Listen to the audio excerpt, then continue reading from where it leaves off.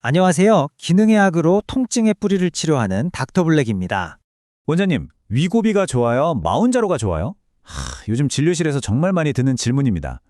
그러다가 목초치 중에 딱 도달하신 분들은 또 이렇게 물어보시죠. 이제 그만 맞아도 될까요? 근데 여러분, 사실 어떤 약을 고르냐보다 훨씬 더 중요한 게 뭔지 아세요? 바로 어떻게 끊느냐입니다. 이 끊는 타이밍이랑 방법을 제대로 못 잡으면요, 결국 요요 현상으로 힘들게 뺀 살이 다시 돌아오는 분들이 정말 너무 많거든요. 그래서 오늘은요, 이 두 약을 그냥 단순 비교만 하는 게 아니고요, 내 몸에 딱 맞는 약을 고르는 기준부터 요요를 최소화하면서 안전하게 약을 끊는 방법까지 그 모든 과정을 제가 아주 체계적으로 싹 다 알려드릴게요. 자, 그럼 한번 제대로 파헤쳐 볼까요? 우선 위고비랑 마운자루가 완전히 다른 약은 아니에요. 둘 다 기본 원리는 똑같습니다. 우리가 밥을 먹고 나면 몸에서 자연스럽게 나오는 호르몬 작용을 흉내내서 식욕을 조절해주는 거죠. 여기서 핵심이 되는 두 가지 호르몬이 바로 GLP-1과 GIP입니다. 자, 이 GLP-1이라는 호르몬은요, 우리 몸에서 아주 재밌는 일을 네 가지나 해요. 첫째, 밥 먹고 올라간 혈당을 낮추려고 인슐린 분비를 막 도와주고요. 둘째, 반대로 혈당을 올리는 글루카곤은 너는 가만히 있어 하고 억제하죠. 셋째, 뇌로 신호를 보내서 이제 배부르다 느끼게 만들고요. 마지막으로 음식물이 위에서 장으로 아주 천천히 내려가게 만들어요. 그러니까 실제로도 오랫동안 배가 든든한 느낌이 드는 겁니다.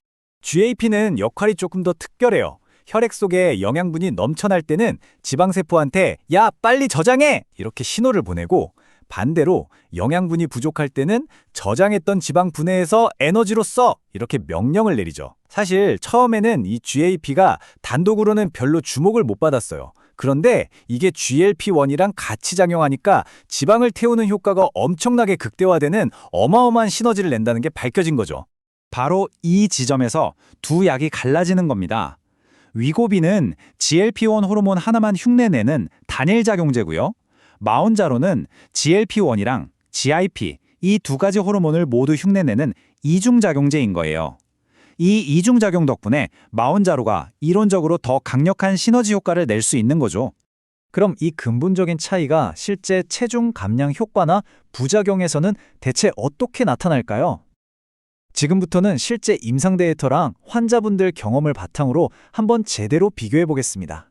자, 아주 유명한 의학 저널이죠. NAJM에 실렸던 72주간의 연구 결과를 한번 볼게요.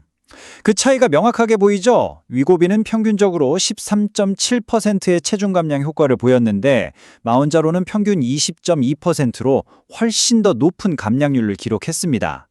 마운자로가 더 잘 빠진다는 말이 바로 이런 데이터를 근거로 나오는 이야기입니다. 체중뿐만이 아니에요. 허리둘레 감소에서도 차이가 꽤 컸습니다. 마운자로를 쓴 분들은 평균 18.4cm가 줄었는데 위고비는 13cm였죠. 이 데이터는 마운자로가 지방, 특히 우리가 제일 빼고 싶어하는 그 복부 지방을 빼는데 더 효과적일 수 있다는 걸 보여주는 거죠. 하지만 제가 여기서 정말 강조하고 싶은 게 있어요. 여러분, 이 모든 숫자는 어디까지나 편견일 뿐이라는 겁니다. 현실에서는 10kg만 빼도 정말 만족하는 분이 있고 20kg 이상 빼야 하는 분도 계시잖아요. 결국 내 목표가 뭐고 내 몸이 어떻게 반응하는지가 이 평균 데이터보다 100배, 1000배는 더 중요합니다. 부작용은 어떨까요? 이거 힘들어하시는 분들 꽤 계시죠? 대부분은 위장관 문제예요. 속이 더부룩하고 미식거리고 울렁거리는 증상들. 이건 사실 약이 위장 운동을 일부러 느리게 만드는 거니까 어찌 보면 당연한 반응이고요. 두 약 모두에서 비슷하게 나타납니다. 좀 재밌는 건 술을 마시면 옛날보다 훨씬 빨리 취하거나 아예 술맛이 뚝 떨어졌다고 하는 분들이 정말 많다는 거예요. 자, 이제 이론적인 건 알겠고 실제로 내가 이걸 어떻게 쓰게 되는지 그 실용적인 측면을 한번 들여다볼게요. 어떤 분들한테는 이 부분이 약을 고르는데 아주 결정적인 요인이 되기도 하거든요. 두 약 다 일주일에 한 번 자가 주사하는 방식은 똑같은데요. 이 펜 구조가 좀 달라요. 마운자로는 일회용 펜이 4개 들어있어서 그냥 한 번 쓰고 버리면 끝. 아주 편하죠. 반면에 위고비는 펜 하나를 가지고 직접 다이얼을 돌려서 4번 나눠 쓰는 방식이에요. 그래서 마운자로는 용량 조절이 안 되지만 위고비는 내가 미세하게 용량을 조절할 수 있다는 장점이 있습니다. 부작용이 좀 심하다 싶을 때 살짝 덜 돌려서 용량을 줄여 맞는 분들도 계시더라고요. 제일 많이 물어보시는 거, 주사, 아파요? 당연히 궁금하시겠죠? 바늘이 워낙 얇아서 대부분은 뭐 따끔하는 정도인데 마운트자로가 이중 작용제잖아요. 그래서 약물 입자가 조금 더 커서 바늘도 아주 미세하게 더 굵다고 해요. 그래서 그런지 마운트자로가 살짝 더 아프게 느껴진다는 의견이 조금 더 있긴 합니다. 여기서 통증 줄이는 꿀팁 나갑니다. 첫째, 허벅지나 팔보다는 뱃살처럼 지방이 제일 두툼한 곳에 놓는 게 덜 아파요. 둘째, 긴장해서 배에 힘 꽉 주면 진짜 아프거든요. 숨을 후 내쉬면서 배에 힘을 완전히 빼세요. 마지막으로 어떤 환자분이 알려주신 팁인데 주사 놓을 부리 옆을 살짝 꼬집으면서 맞으면 꼬집는 느낌 때문에 주사 통증이 거의 안 느껴진대요. 한번 해보세요. 자, 지금까지 나온 정보들을 싹 모아서 이제 가장 중요한 질문에 답을 해볼 시간입니다. 그래서 나는 도대체 뭘 선택해야 하는가? 이건 단순히 어느 약이 더 세요의 문제가 아니라 나한테는 어떤 약이 더 적합할까요의 문제입니다. 저희 의사들은 보통 이 3가지 기준을 놓고 종합적으로 판단합니다. 첫째, 목표 감량폭. 한 10kg 내외로 빼는 게 목표다? 그러면 위고비로도 충분한 경우가 많아요. 근데 만약 20kg 이상?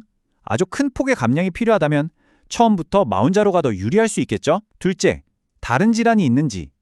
특히 위고비는 심혈관 질환을 예방하는 효과에 대한 연구 데이터가 더 많아서 관련 위험이 있는 분들께는 우선적으로 고려될 수 있습니다. 마지막으로 아주 현실적인 비용 문제. 장기적으로 봤을 때 저용량을 유지할 거면 마운자로가, 고용량을 유지할 거면 위고비가 더 저렴한 경향이 있어서 유지 계획에 따라 선택이 달라질 수 있습니다.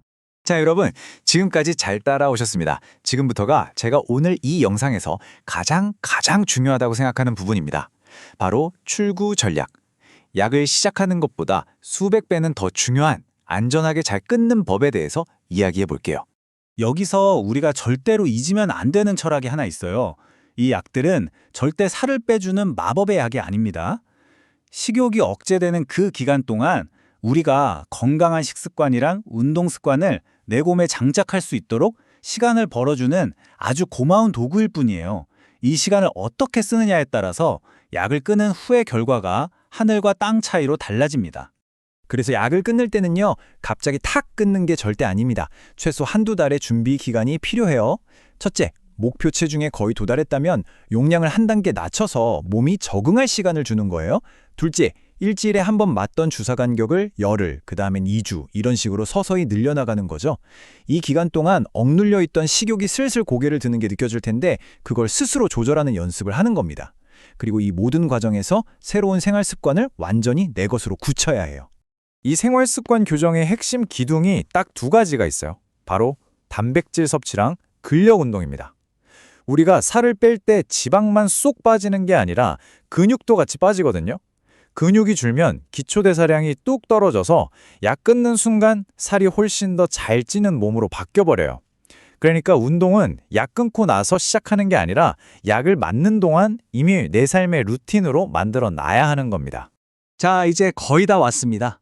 오늘 이야기한 내용들 한번 싹 정리하고 이 약들을 사용하기 전에 반드시 꼭 아셔야 할 중요한 주의사항 몇 가지만 딱 짚어드릴게요. 너무 급격하게 살을 빼면 담석이 생길 위험이 있고요.